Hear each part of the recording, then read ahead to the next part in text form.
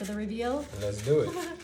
Ta-da! Oh, wow. Ooh, wasn't that nifty. All right, we have some Orzo pasta here. I love Orzo pasta. It is one of my favorites. Here we have some cloves of garlic that I pressed. You can mince them, you can use jarred if you prefer, but this is what I like.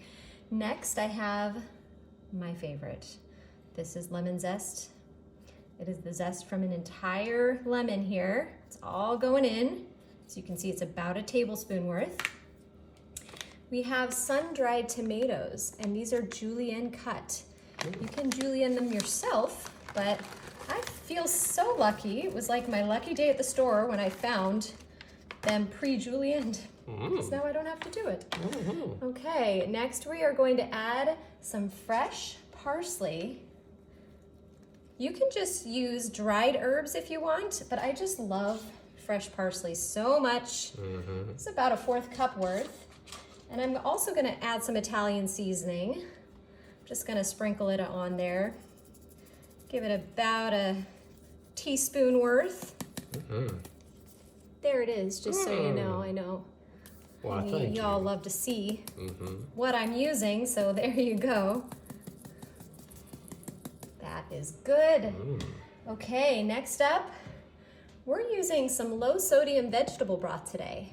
This is excellent with chicken broth. If you prefer to use chicken, that is absolutely fine. This is 4 cups and it's all going in. I like the low sodium aspect of it. Yeah, it is a very, very healthy dish.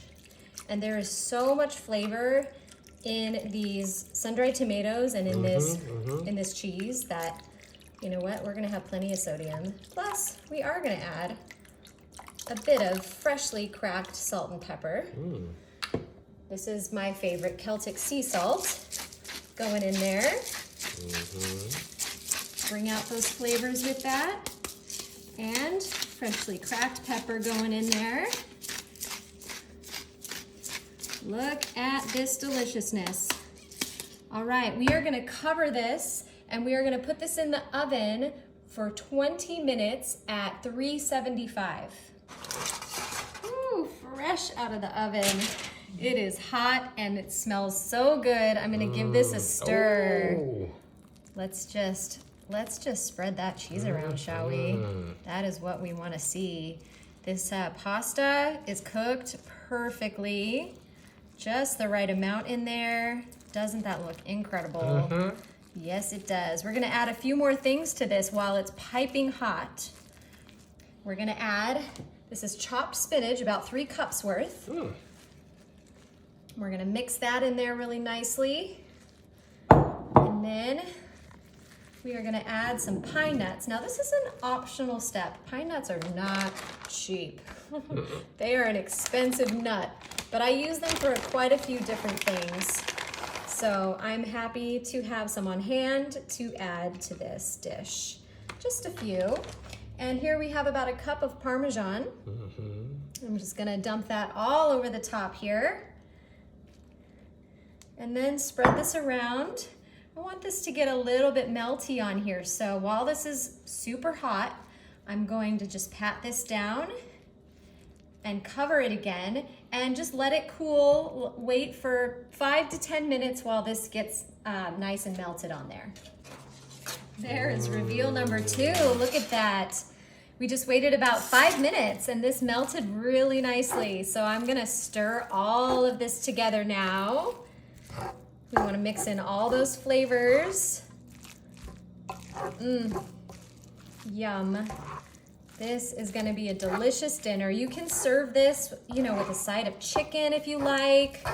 It can be a side dish or it can be your star of the show because look at it. It looks pretty fantastic if you ask me.